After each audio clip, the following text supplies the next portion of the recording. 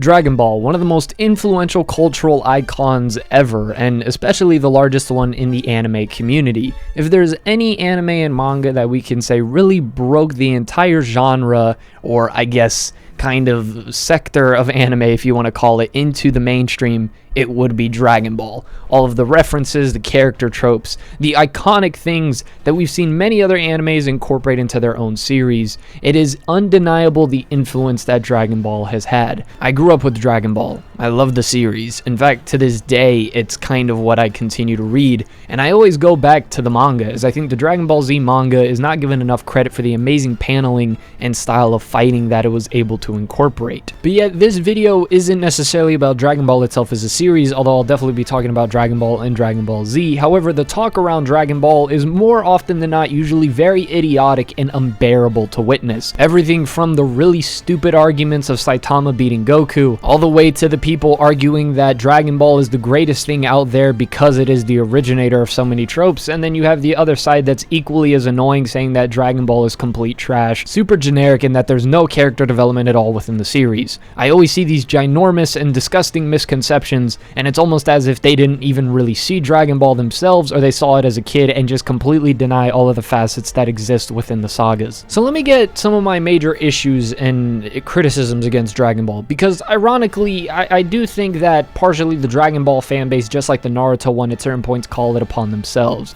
constantly calling everything else a rip-off of their series without being able to analyze things beyond a surface level, but yet then crying when people don't analyze Dragon Ball beyond a surface level. It's all ironic, isn't it? So essentially what I'm trying to get at is that I always find these two extremes when discussing the legacy of Dragon Ball, and I'm just trying to set the middle ground where I kind of rest. Yes, Dragon Ball should be given all of its credit due to the fact that it is the one that popularized a lot of tropes. However, that does not mean that other series since then has not taken certain tropes, certain things from Dragon Ball, and have done them in certain better manners. But also, from the other side, Dragon Ball is not complete generic trash, again, because it is the originator of those tropes, let's give it credit for that, and Dragon Ball as a series does things really well fundamentally. It's one of those things where people always try to criticize things that Dragon Ball never tries to be, and it's always the really stupid, petty stuff. Dragon Ball is not a murder mystery thriller. It is not this super complex narrative that requires you to have a 2 billion IQ, which by the way you don't have in order to understand.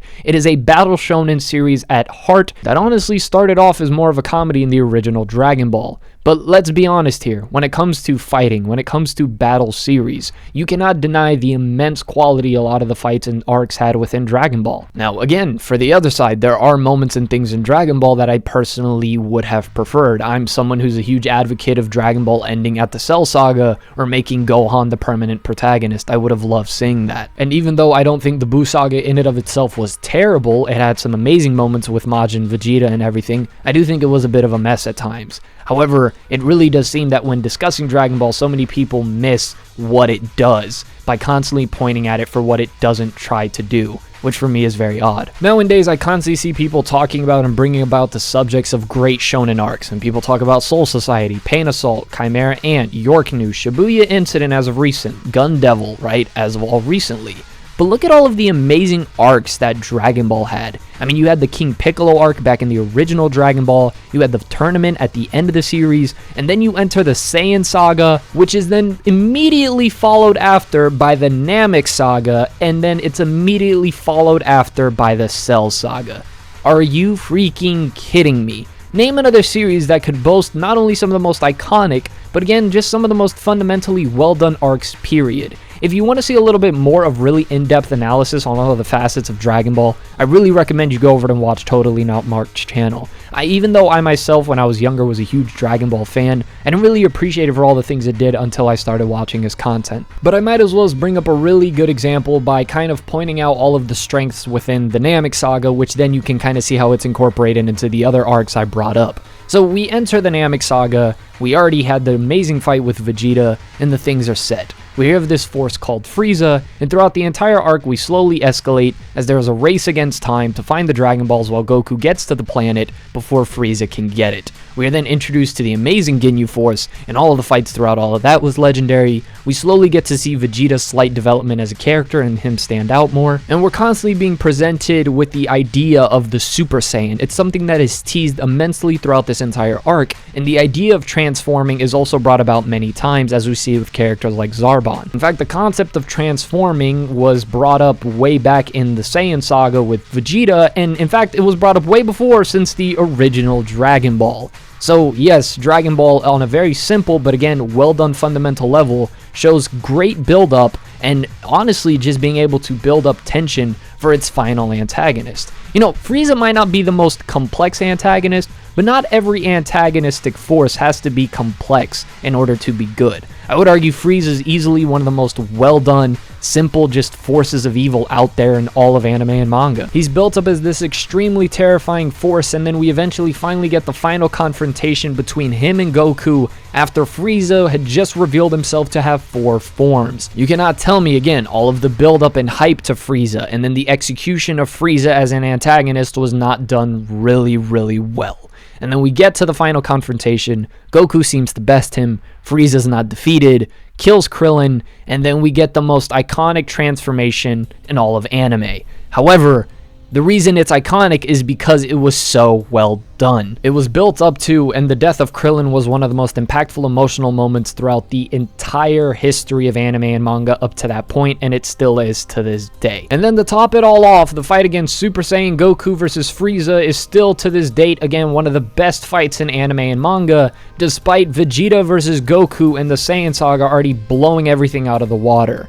And then, this entire arc is followed by the Cell Saga, where we get the amazing transformation of Gohan in Super Saiyan 2.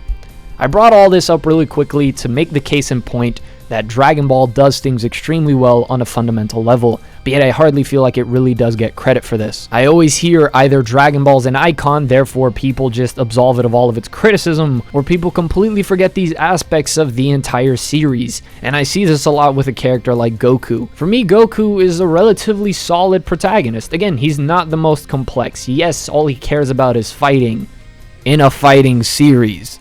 But Goku has changed. He's gone through growths and different progressions as characters ever since the original Dragon Ball.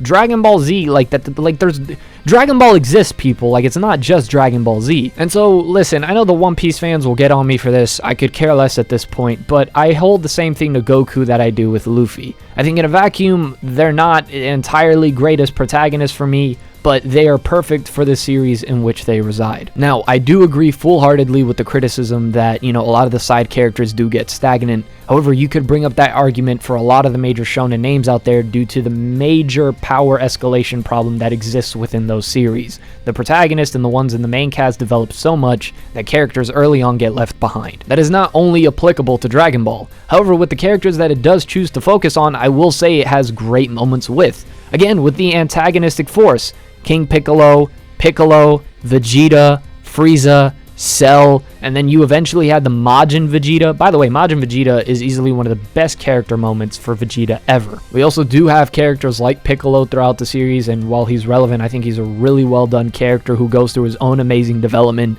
a development that we eventually do see mirrored and kind of replaced by Vegeta, and we also see great development by Gohan. I mean, compare Gohan from the beginning of Dragon Ball Z to Super Saiyan 2 Gohan, and even afterwards. To say that characters don't develop at all in Dragon Ball is just false. And look, this is coming from the Guts, Thorfinn, Musashi kind of stand-up guy here, right? I love development in characters, but development is not always inherently needed for every single character to be good. Certain characters are in no need of development because they are already completed characters with whatever character arc they went through as a backstory. And look, I'm not getting into Dragon Ball GT or Dragon Ball Super, but especially speaking about Dragon Ball and Dragon Ball Z, I think those series knew what it did well and it capitalized upon it. It truly had a formula that worked and it stuck by it, and it just capitalized upon every climactic moment that was necessary within the series. And I know one might bring up the pacing issues within the fights and them constantly repeating the same forms of animation. That's a criticism criticism towards the anime, not an issue throughout the manga. So if pacing was an issue for you during Dragon Ball Z, I definitely recommend you read the Dragon Ball Z manga. I honestly think it's the best experience for the series, or at least in certain regards, again, especially if pacing was an issue for you. And so I haven't had many experiences with the Dragon Ball fanbase, just a few, but from those few bad ones, I can see that sometimes the Dragon Ball fanbase at times can be a little bit of a pain. I don't want to overgeneralize, but it does come off as people who've maybe only seen Dragon Ball or a few other series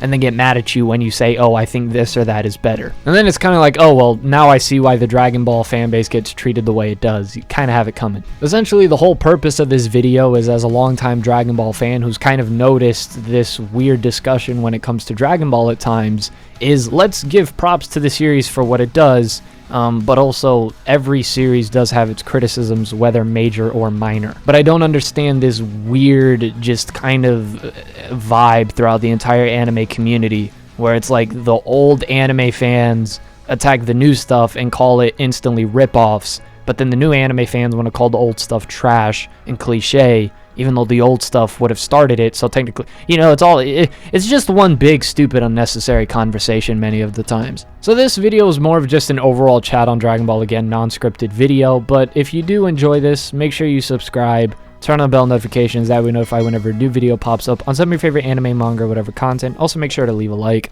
As always, this has been the Asura. Hope everyone has a blessed rest of the day, and peace.